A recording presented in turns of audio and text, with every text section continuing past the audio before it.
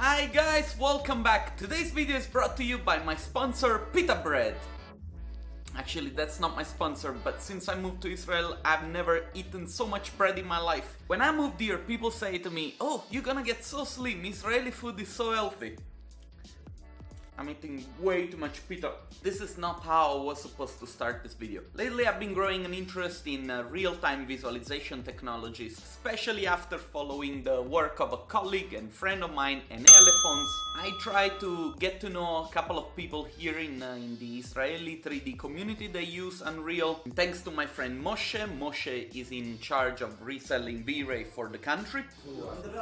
And thanks to Moshe, I got to meet in person Arie Croitoru. I really hope I pronounced your name right, Arie. He's a talented designer and also a power user of Unreal Engine. He invited me to his office to have a chat. He let me interview him so that I could ask him some questions regarding Unreal, regarding the implementation of VR, AR into his workflow as a designer. Pita. Also, I was kind of missing a little bit the making of a blog, so I try to make this video a little bit of a sort of like a combination between a blog and an interview, kind of keep it light so that people can enjoy the viewing. The video starts with me bringing my wife to work because, of course, I'm a great husband.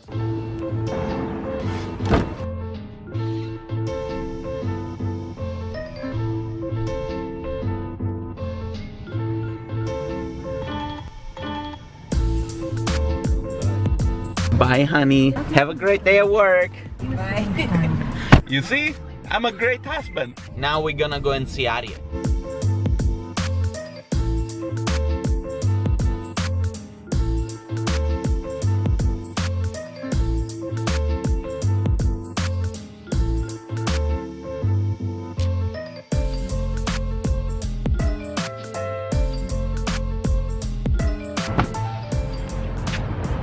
So I'm here now. All I have to do is find Arie's office. Arie! Hi, this is Fabio. I think I'm downstairs from your office. Okay, I'm here. This should be it.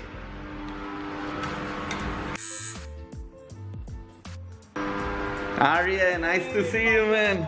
Everything okay? So, this is my friend Arie, and he's going to tell me everything about Unreal Engine. You ready? Yep, ready when you are. I'm finally in Arie's office. You want to show me around? Sure. So this is my two rigs actually. We have a 7700 based computer, and we have an older 4700 based computer like an Intel. So you have two keyboards? Yeah, I'm still looking for a more elegant solution, but for now, it's... You're like a crazy musician. I'm crazy. Yeah, oh, I know this. We also had one of these in my old office. I want to say again, thank you for Epic for providing me with this. Epic gave it to you? Epic got me this. It's such a cool company. You want to show me some of your projects? Yeah, sure. Doing like stuff with motion capture. So this. Oh, seriously? It's not a pilot suit. I'm not. Okay. Oh, dude. I have to wear that. I'm too fat for that. You might fit in it. I think it stretches. I'm not gonna risk that. So this is a project I did for a real estate company, a big one of the biggest in Israel, called Gindi. And they do, you probably know it, the big towers on Begin and Hashmonaim, you know, in the new mall. Yes. So this is the visualization for the rooftop. Oh, look at that. Yeah, it's so cool. City in the night. But this is like a picture all around, right? Yes, it Okay. is. So you can see it in VR. But this is I'll so show it cool. in Yeah. VR, so.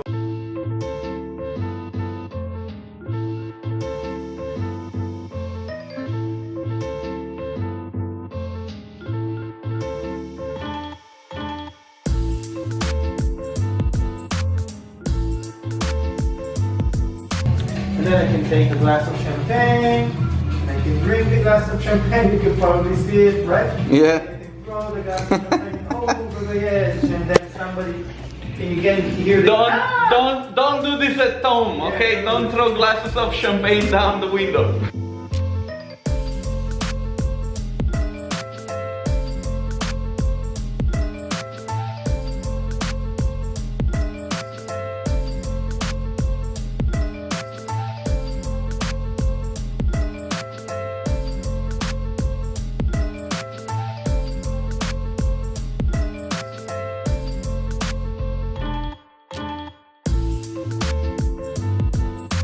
Arie, first of all, Yeah. the presentation blew my mind. It was so freaking amazing to be in the middle of the Dead Sea in 3D. Okay, we first met at the meetup that you have organized with Unreal Engine.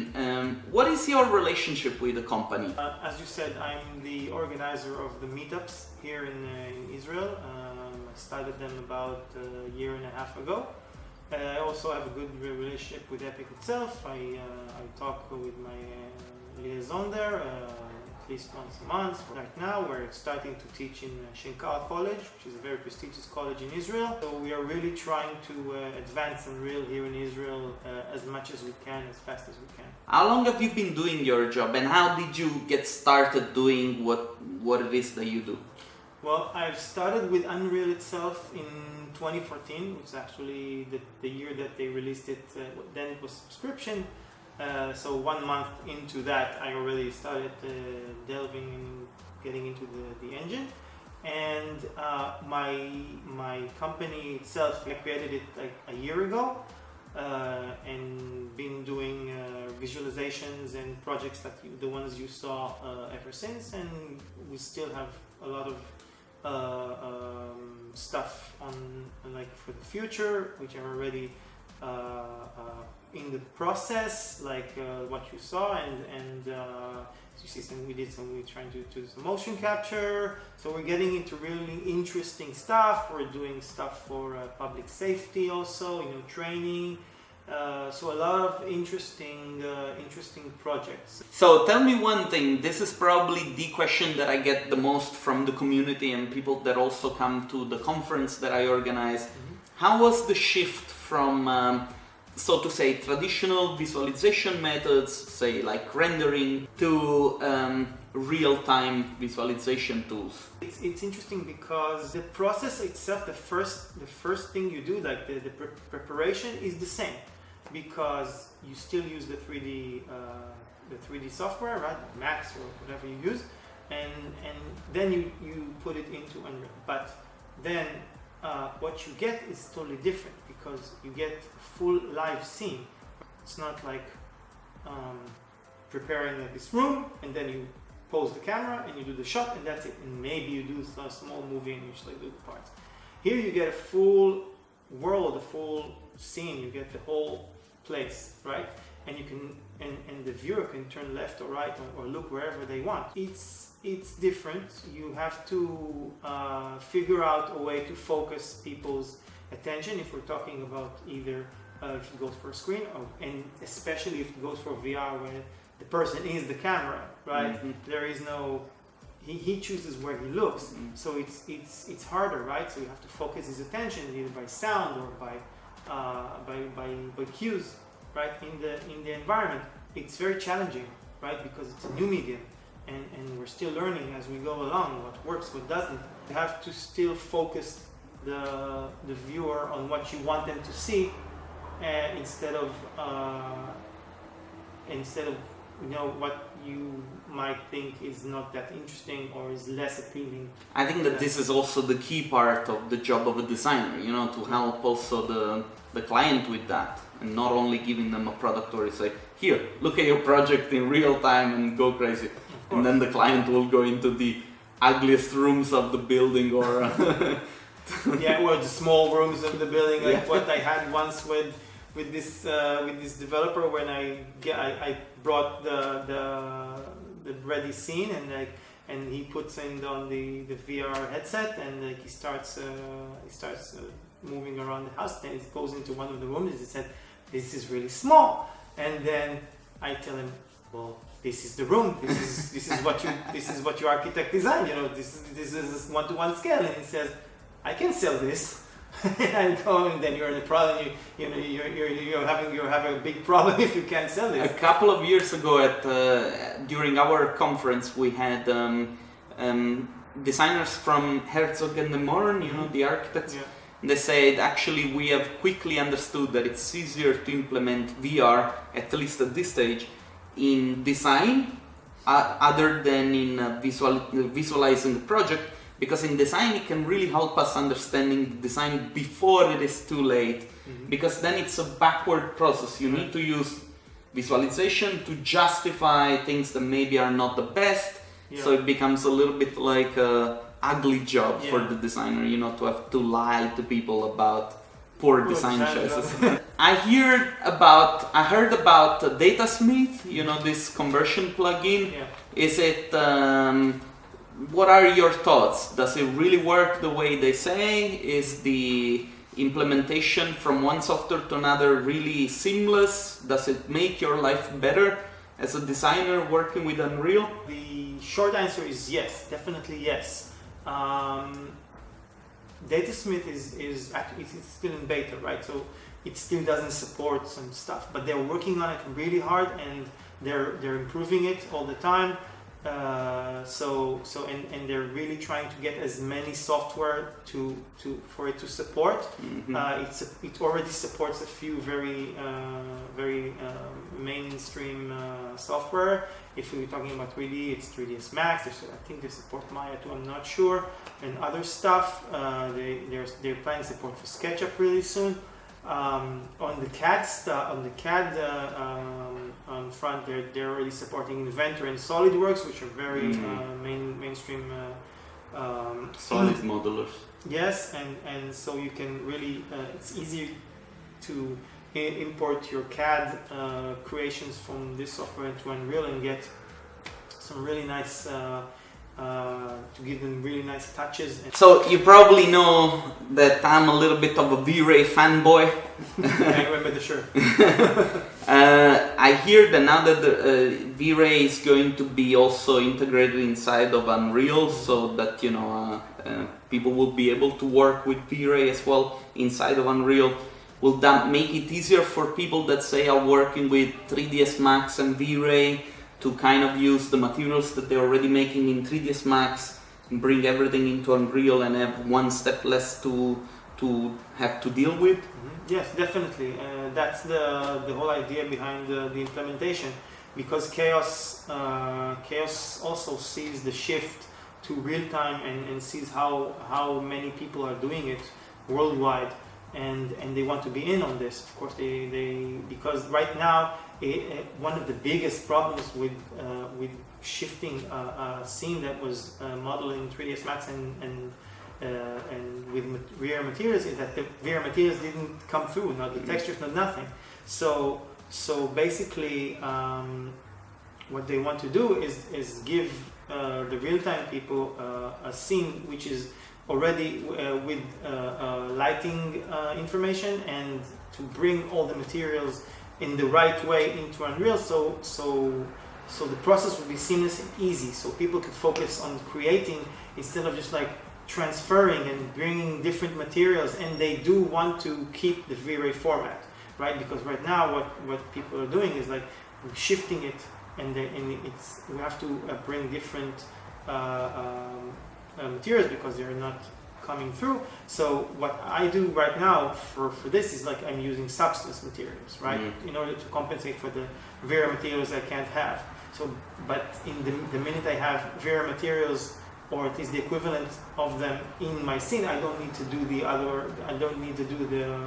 the transition, right? Because I already have everything in the scene. So as you have seen in our last meetup where I showed that beautiful baked scene that Chaos provided, so you just like transfer the scene with one click into Unreal and just bake the lighting, and that's it.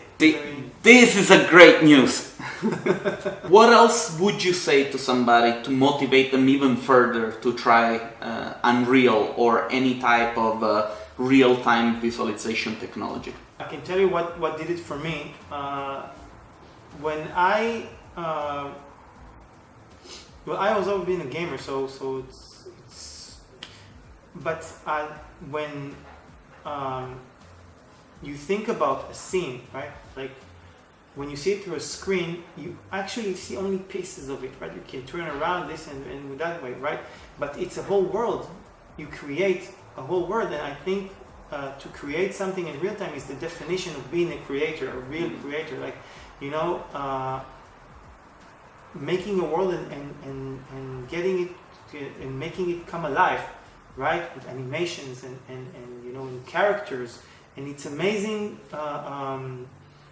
to experience that, you know, because it has so many facets, and it's different from like and I've come from traditional 2D designing. I'm a graphic designer as well as a 3D designer, and I can tell you that it's totally different when you experience a live scene with characters or motion, and it really connects you more to what you do. From what I've seen, I can say that I totally agree. Right? Because if I showed you like a picture, like a still of that scene, it would be nice, right? Yeah. But then when you're standing in the water and then you're walking on the beach and you go and you fall in and you try to climb out. It really is something different. Right? Because then it's you interacting with it, and creating this is totally amazing. It's a really rewarding experience, at least for me. And this is what I would tell anybody who would ask me. Dude, thanks a lot for doing this. Guys, this was beautiful. I really hope that you are just as inspired as I am. Arie, anything else that you want to say before saying goodbye? Anybody who is thinking about getting into real-time, you should. This is the future. We are really on the cutting edge of stuff. We are getting augmented reality, we're getting virtual reality, we are really getting into different kinds of experience which will change our perceptions, the way we learn, the way we travel, the way we create. It's a great time, it's an amazing time to be alive and creating, and I really recommend it to anybody who wants to try and get into this amazing medium. So welcome everybody, and thank you very much, Fabio, for an amazing interview. You have heard the man. Thanks a lot, guys, for watching. See you next time.